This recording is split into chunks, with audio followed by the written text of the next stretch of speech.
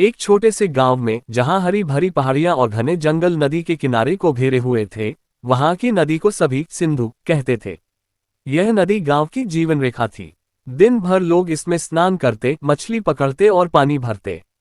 लेकिन रात होते ही नदी एक रहस्य बन जाती। सालों से गांव वाले कहते आ रहे थे कि नदी से अजीब आवाजें आती हैं, कभी कोई फुसफुसाहट, कभी कोई कराह, तो कभी कोई मधुर गीत जैसी धुन। कोई कहता कि यह नदी की आत्मा है जो पुराने राज छिपाए हुए है। कोई मानता कि यह भूत प्रेत का खेल है। लेकिन सच्चाई क्या थी, यह कोई नहीं जानता था। गांव का नाम था नदीपुर। यहाँ का मुख्य पात्र था आरव, एक युवा किसान का बेटा जो पढ़ा लिखा था और विज्ञान में विश्वास रखता था। आरव को इन अंधविश्वासों से नफरत थी। वह सोचता, ये सब मन का वहम है। नदी से आवाजें, जरूर कोई प्राकृतिक कारण होगा, हवा का बहाव, पानी की लहरें या कोई जानवर। लेकिन एक रात जब वह नदी किनारे टहल रहा था, उसने खुद वह आवाज सुनी। यह कोई साधारण ध्वनि नहीं थी। यह एक स्त्री की पुकार जैसी लग रही थी। आओ, आओ मेरे पास, राज खोलो। आरव ठिठक गया। उसका दिल तेज धड़कने लगा। वह घर लौटा, लेकिन नींद नहीं आई। अगले दिन उसने गांव के बुजुर्गों से पूछा। बुजुर्ग रामदास काका ने कहा, बेटा, यह नदी पुरानी है। सदियों पहले यहाँ एक राजकुमारी डूबी थी। उसकी आत्मा अब भी पुकारती है। जो भी सुनता है वह या तो पागल हो जाता है या गायब। आरव हंसा, लेकिन मन ही मन सोचने लगा। वह तय कर चुका था कि वह इस रहस्य को सुलझाएगा। अगली रात वह नदी किनारे गया, एक टॉर्च और रिकॉर्डर लेकर। चांदनी रात थी, नदी का पानी चमक रहा था। अचानक आवाज आई, फुसफुसाहट, फिर एक कराह। आरव ने रिकॉर्डर चालू किया, लेकिन जैसे ही वह आगे बढ़ा, पानी में कुछ हिला। वह डर गया और पीछे हट गया। अगले दिनों आरव ने गांव की लाइब्रेरी में पुरानी किताबें खंगाली। उसे पता चला कि सदियों पहले यहाँ एक प्राचीन मंदिर था जो नदी में डूब गया था। मंदिर में एक देवी की मूर्ति थी जिसके बारे में किंवदंती थी कि वह बोलती थी। क्या वह आवाज उसी से आ रही थी? आरव ने अपने दोस्त विक्रम को बताया। विक्रम एक मछुआरा था जो नदी को अच्छी तरह जानता था। दोनों ने मिलकर योजना बनाई। वे नाव लेकर नदी के बीच जाएंगे और आवाज का स्रोत ढूंढेंगे। लेकिन गांव वालों ने मना किया। मत जाओ, मौत बुला रही है, उन्होंने कहा। फिर भी एक अंधेरी रात वे निकले। नाव पर सवार होकर वे नदी के बीच पहुंचे।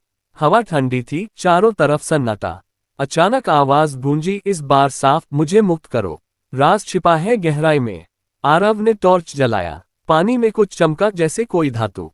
विक्रम ने कहा, ये तो सोना जैसा लग रहा है। लेकिन तभी लहरें तेज हुई और नाव डगमगाए। वे मुश्किल से किनारे लौटे। आरव को यकीन हो गया कि नदी में कुछ छिपा है, शायद कोई खजाना या पुरानी वस्तु जो ध्वनि पैदा कर रही है। आरव ने शहर जाकर एक गोताखोर से बात की। गोताखोर का नाम था राजेश, जो पानी के नीचे की खोज में माहिर था।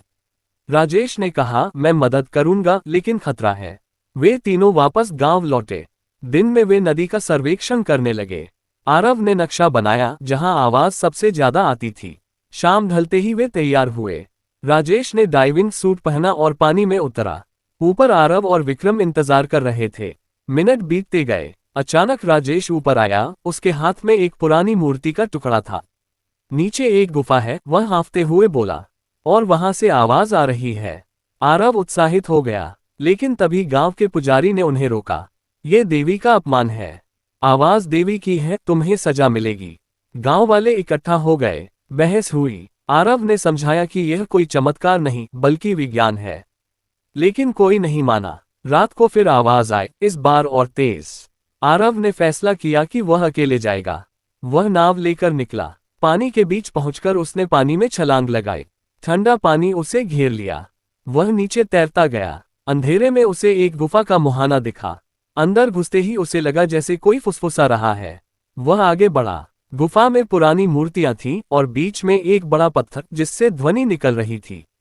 आरव ने छुआ तो पता चला कि यह एक प्राचीन यंत्र था, शायद कोई प्राकृतिक रेजोनेटर जो हवा और पानी की वजह से आवाज पैदा करता था।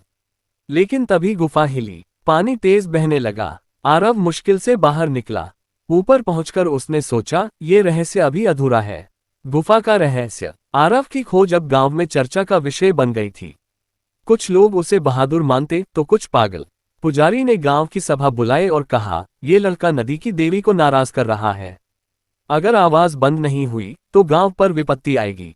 लेकिन आरव रुका नहीं। उसने राजेश और विक्रम के साथ मिलकर योजना बनाई, वे गुफा में दोबारा जाएंगे, इस बार बेहतर तैयारी के साथ।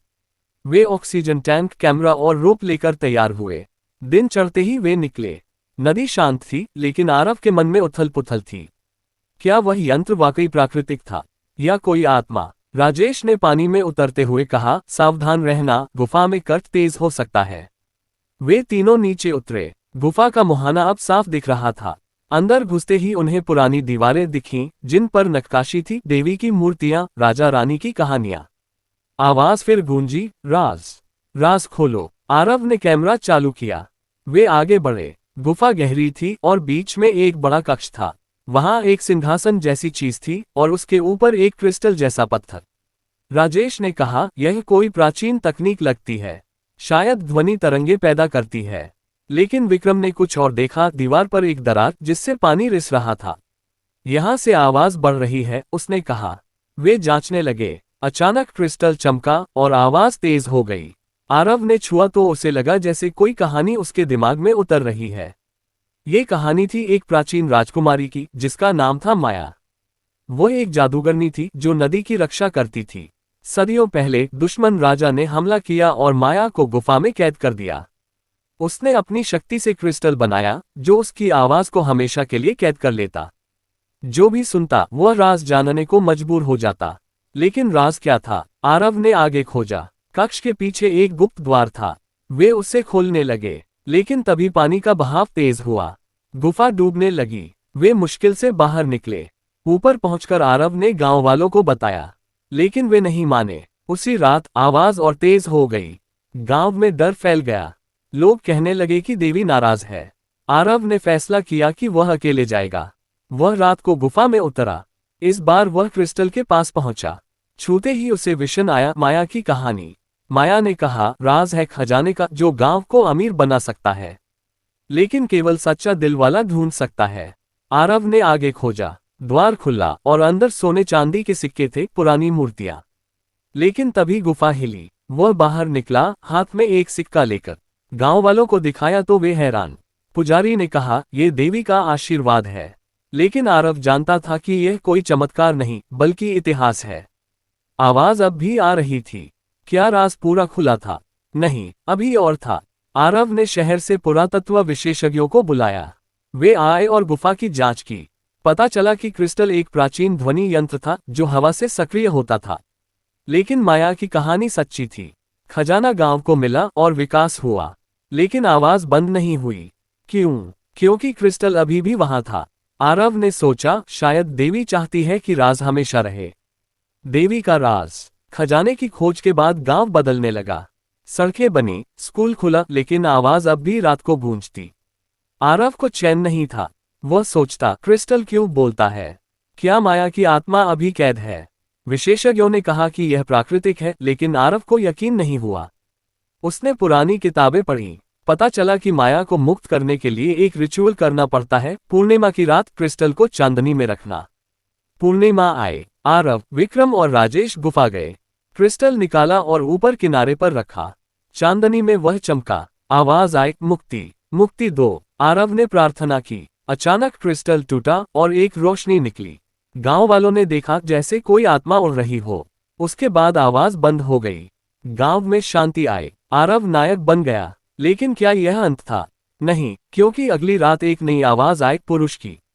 अब क्या? आरव ने जांच की। यह आवाज गुफा से नहीं, जंगल से आ रही थी। वह जंगल गया। वहां एक पुराना किला था, छिपा हुआ। अंदर घुसा तो देखा आधुनिक उपकरण, रेडियो जैसा। क्या ये कोई साजिश थी? पता चला कि गांव का एक व्यापारी, जो खजाने पर नजर रखे था, आवाज पैदा कर लोगों को डरा रहा था। आरव ने पुलिस बुलाई। व्यापारी पकड़ा गया। अब सच्चा रहस्य खुला, कुछ प्राकृतिक, कुछ मानवीय। लेकिन माया की कहानी, वह सच्ची थी। क्रिस्टल टूटने से आत्मा मुक्त हुई। गांव खुशहाल हुआ। आरव,